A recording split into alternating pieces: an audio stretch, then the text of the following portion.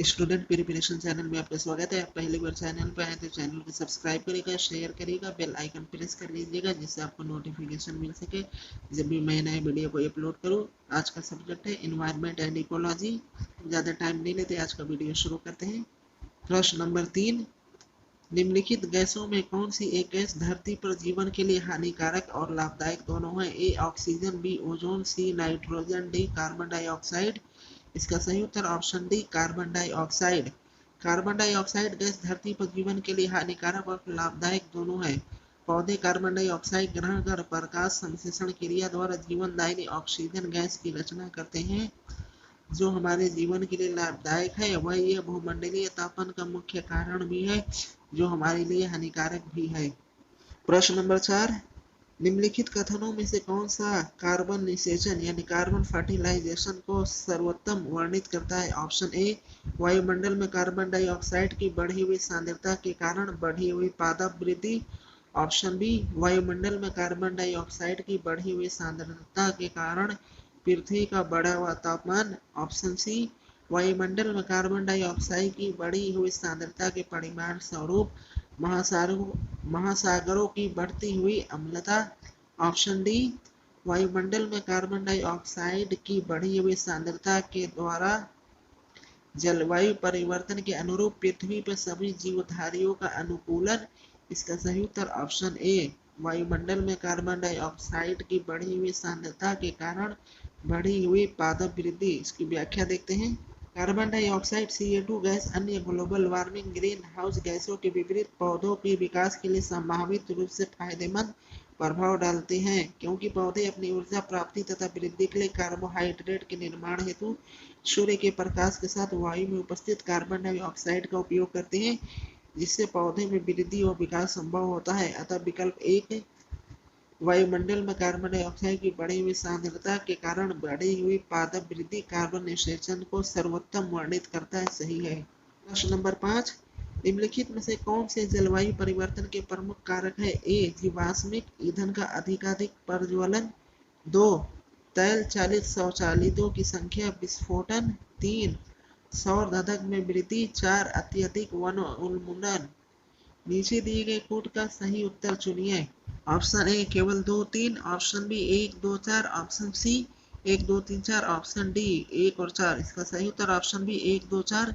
जलवायु परिवर्तन के दो प्रमुख कारक है कार्बन उत्सर्जन में वृद्धि वाले कारक तथा कार्बन अवशोषण में कमी लाने वाले कारक। कार्बन उत्सर्जन में वृद्धि वाले कारकों में जीवाश्म ईंधनों का अत्यधिक प्रज्वलन, तेल से चलने वाले वाहनों की संख्या में अत्यधिक वृद्धि आते हैं। अतः वायुमंडल में कार्बन सांद्रण बढ़ रहा है जो हरित गृह प्रभाव में वृद्धि कर जलवायु को प्रभावित कर रहा है। नासा एवं अन्य के अध्ययन सौर धधक में वृद्धि को जलवायु परिवर्तन का प्रमुख कारण नहीं मानते। नंबर 6, निम्नलिखित पर विचार कीजिए। पहला कार्बन मोनोऑक्साइड, दूसरा मीथेन, तीसरा ओजोन, चौथा सल्फर डाइऑक्साइड। फसल जैव मात्रा के अवशेषों के दहन के कारण वायुमंडल में उपयुक्त में से कौन से निर्मुक्त गैस होती है? ऑप्शन ए 1 और 2, बी 2, 3, 4, सी 1, 4, डी 1, 2, 3, 4। इसका सही उत्तर 1, 2, 3, 4 सभी गैस निकलती हैं। ये IAS 2019 प्री में आया था। इसकी व्याख्या देखते हैं। इसका आप डायग्राम देख लीजिए। फसल जैव मात्रा अवशेषों के दहन से कौन कौन सी गैस निकलती है? Carbon monoxide, carbon dioxide, nitrogen की ऑक्साइड सभी निकलती है गैसें। इसकी व्याख्या देखते हैं।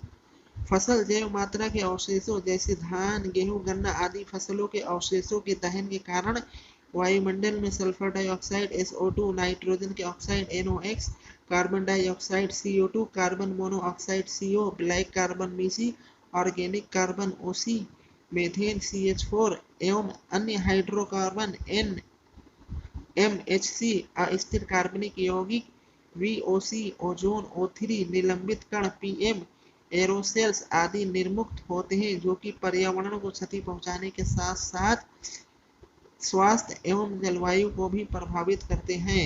7, निम्नलिखित में से कौन सी गैस ग्लोबल वार्मिंग के लिए ज्यादा जिम्मेदार है? A nitrogen, B methane, C carbon dioxide, D carbon monoxide. इसका सही उत्तर है ऑप्शन सी कार्बन डाइऑक्साइड। पृथ्वी के वायुमंडल में पाई जाने वाली प्रमुख ग्रीन हाउस गैसें हैं जल वाष्प, carbon dioxide, methane, nitrous oxide तथा क्लोरोफ्लोरोकार्बन।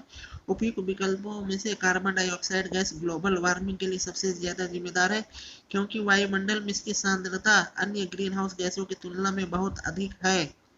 ज्ञाता भी है कि पिछले कुछ दशकों से वातावरण में CO2 की सांद्रता में लगातार वृद्धि हो रही है। प्रश्न नंबर 8, वैश्विक उष्मन उत्सर्जन के कारण होता है। ए नाइट्रोजन के, बी कार्बन डाइऑक्साइड, सी कार्बन मोनोऑक्साइड, डी हाइड्रोजन के। सही उत्तर ऑप्शन बी कार्बन डाइऑक्साइड।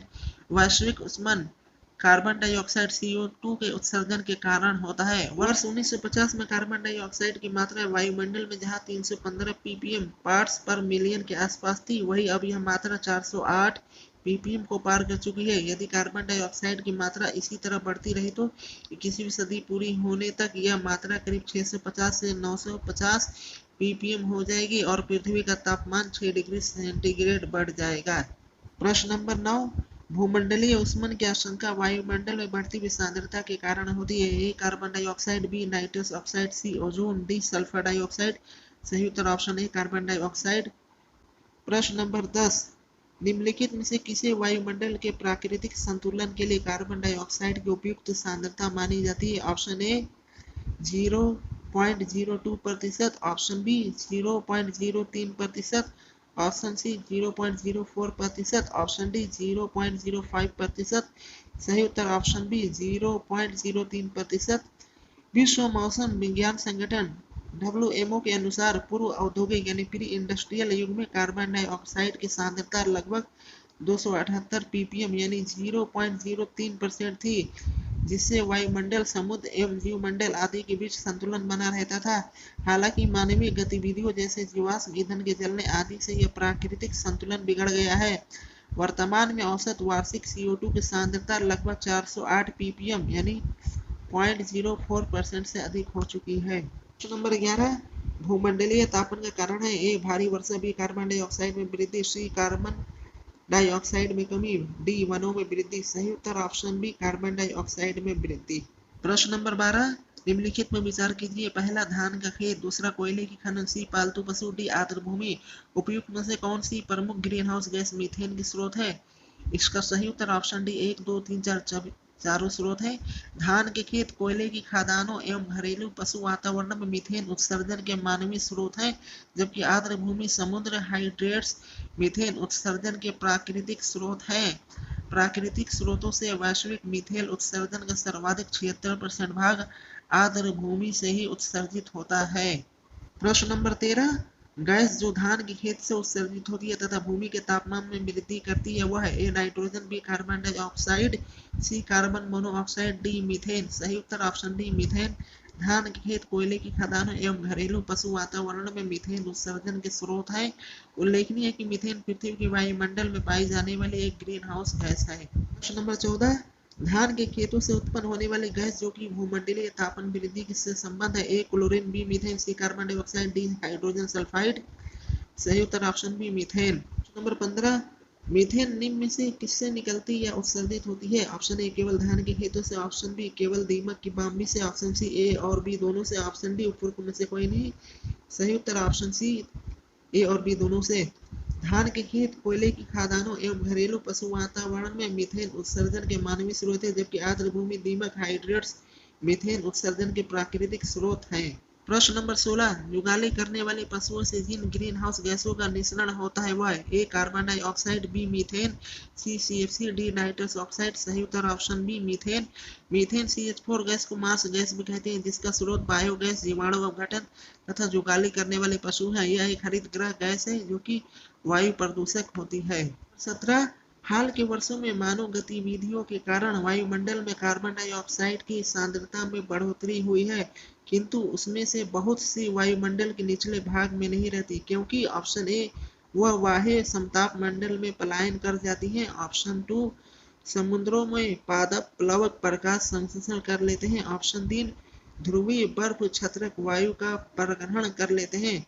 उपयुक्त में से कौन से कथन सही है। इसका सही उत्तर ऑप्शन बी केवल 2 कथन सही है। इसकी व्याख्या देखते हैं। मानवीय गतिविधियों द्वारा उत्पन्न अधिकांश कार्बन डाइऑक्साइड वायुमंडल के निचले भाग में नहीं रुकती, बल्कि समुद्री पादपों या भूमि पर एवं मिट्टी द्वारा अवशोषित कर ली जाती है। प्रकाश संश्लेषण की प्रक्रिया में पादप प्लवक यानी फाइटोप्लैंक्टन कार्बन डाइऑक्साइड को ग्रहण कर उसे पादप सामग्री में परिवर्तित कर देते हैं। नंबर 18, मीथेन हाइड्रेट के निक्षेपों के बारे में निम्नलिखित में से कौन सा कथन सही है? ए, भूमंडलीय तापन के कारण इन निक्षेपों से मीथेन गैस का निर्मुख होना प्रेरित हो सकता है। दूसरा, मीथेन हाइड्रेट के विशाल निक्षेप उत्तरी ध्रुवीय टुंड्रा में तथा समुद्र अधस्थल के नीचे पाए जाते हैं। तीसरा, वायुमंडल के अंदर मीथेन 1 या 2 दशक के बाद कार्बन डाइऑक्साइड में ऑक्सीकृत हो जाता है। नीचे दिए गए कोड का प्रयोग कर सही उत्तर चुनिए। इसका सही उत्तर ऑप्शन डी 1, 2, 3 यानी तीनों कथन सही है। यह IAS प्री 2019 में आया था। इसकी व्याख्या देखते हैं। मीथेन जल के अणुओं से घिरकर निम्न ताप तथा उच्च दाब पर क्रिस्टलीय संरचना के रूप में बर्फ के समान जम जाती है, जिसे मीथेन हाइड्रेट कहते हैं। इसके पिघलने पर यह पुनः प्राकृतिक गैस और जल में परिवर्तित हो जाती है। यह आर्कटिक, उत्तरी ध्रुवीय टुंड्रा सहित एवं अंटार्कटिका क्षेत्र में बर्फ के नीचे महाद्वीपीय उपांतों में तलहटी निक्षेपों, अंतःस्थलीय गहरे जलीय निकायों तथा गहरे समुद्री तल में विशाल निक्षेपों के रूप में पाई जाती है। भूमंडलीय तापन से मीथेन हाइड्रेट के निक्षेपों के पिघलने का खतरा मंडरा रहा है। इसके पिघलने से वैश्विक तापमान और उसके दुष्प्रभावों में और तेजी से वृद्धि होगी। साथ ही मीथेन वायुमंडल में तुलनात्मक रूप से कम समय, लगभग 12 वर्ष ही विद्यमान रहती है और यह आकृत होकर कार्बन डाइऑक्साइड और जल में परिवर्तित होती रहती है। इस तरह प्रश्न में दिए गए तीनों कथन सत्य हैं। प्रश्न नंबर 19, बड़े पैमाने पर चावल की खेती के कारण कुछ क्षेत्र संभवतः वैश्विक तापमान में योगदान दे रहे हैं। इसके लिए निम्न में से कौन से कारण या कारणों को उत्तरदायी ठहराया जा सकता है? कथन 1, चावल की खेती से संबंध अवायवीय परिस्थितियां मीथेन के उत्सर्जन का कारक है। कथन 2, जब नाइट्रोजन आधारित उर्वरक प्रयुक्त किए जाते हैं तब कृष्ण मृदा से नाइट्रस ऑक्साइड का उत्सर्जन होता है। इसका सही उत्तर ऑप्शन से 1 और 2 दोनों कथन है सही है। चावल की खेती से संबंध अवायवीय परिस्थितियां मीथेन के उत्सर्जन का कारक है तथा नाइट्रोजन आधारित उर्वरक प्रयुक्त किए जाते हैं तब कृष्ण मृदा से नाइट्रस ऑक्साइड का उत्सर्जन होता है। अतः प्रश्नगत दोनों कथन सही है।